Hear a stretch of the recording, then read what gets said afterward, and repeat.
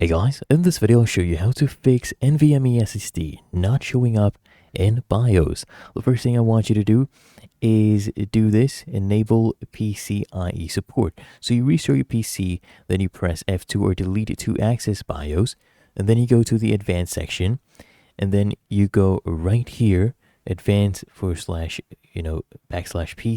storage configuration, and make sure this one is enabled. This option right here, make sure it's enabled and you save the changes. What you could also do is you could actually reinstall the Nvme SSDs.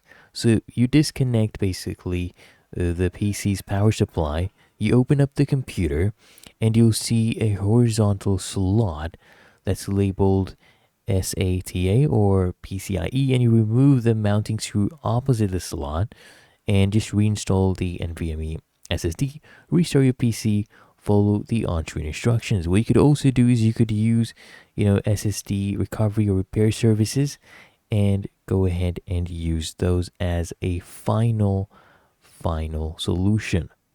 If you found this helpful, appreciate the video, make sure you smash the like button and subscribe to frequently asked questions.